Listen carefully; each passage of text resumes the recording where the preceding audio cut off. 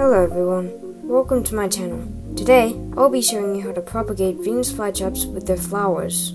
If you don't know already, Venus flytraps are a specialized species of carnivorous plants which snaps shut its leaves to trap insects and eat them.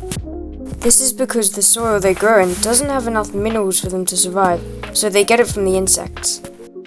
There's only one wild species of Venus flytrap, but there are many varieties that are made by people.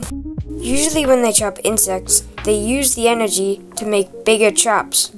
But if they get enough insects and the time is right, they'll start producing tall flowers. This is what the flowers look like. They're very tall to make sure their pollinators don't get eaten by the traps.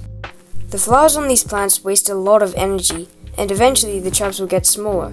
So if you want to keep big traps on them, cut the flowers off. You can actually propagate these plants from cutting them off too. So you're going to want to go in with sterilized scissors. Use sterilized scissors so the plants don't get infected, because they're very sensitive to infections. Anyways, cut it as low as possible, like that, right down to the very base of the plant. Okay, that's one flower down. Make sure not to close any traps, because it actually wastes a lot of energy when they don't get food from it. So be very careful when you're cutting. Oh, I closed one. I closed a trap. No, and that's just when I was talking about not closing the traps. Oh my god. Okay, anyways. Once you got the flowers, you want to cut them up into lots of little pieces. So I'm going to do like 3 pieces. You can leave the top of the flower on it. You don't need to cut it off. So get your sterilized scissors and just cut it like that. Yeah, cut it like that. You just want to cut it up into 3-4 pieces, and then you move to the next flower, cut it off, yeah, and lay it down. Be careful, don't bruise the flowers, don't like press on them too hard, you kind of just want to give it a good cut. Anyways, once you got them, you want to place them in soil. I am using peat moss, perlite, and a tiny bit of silica sand.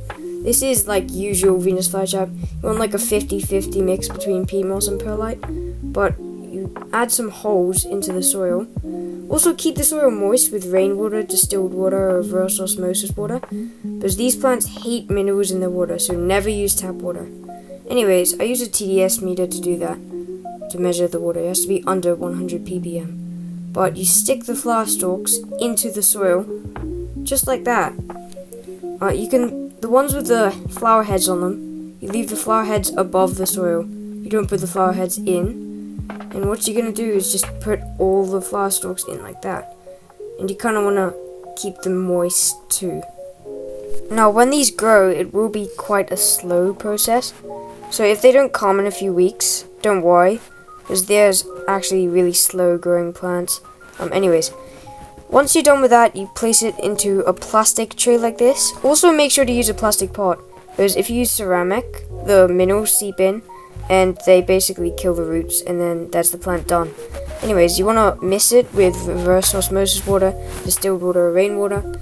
Do not use tap water at all costs, because it will kill the plants very slowly. Anyways, then you want to kind of pour the water in. Oh wait, yeah. So you just pour the water in a tray. Oh. Okay, I gotta fix this. Wait, let me just stick this in. Yeah, use the tray method. Don't water from the top, because it kind of makes the plant prone to rot. I'm gonna give these a mist after too. But yeah, use the tray method so it seeps into the soil slowly. Anyways, oh wait, this one. Need to prop this up.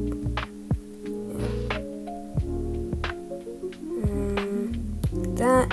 Okay, keep the soil nice and compact too, not too airy, because that's how mold develops. Anyways, so you want to get the soil nice and clean. Yeah, they're quite slow growers. Okay, now you give them a nice spray. I'm just going to spray these off to clean them, but you want to keep them really, really moist, and like humid and warm. Then once you're done with that, you can put it in a tray, and then you can put a dome over it. You want to keep them humid too. Let species the growth. You don't need to keep them humid, but after that, place it under a grow light or sunlight. Give it like 6 hours of sunlight a day, and if you use a grow light, like 8 to 12. I don't know, just give it as much light as possible. And that's pretty much it. Done. So yeah, please subscribe. Bye for now.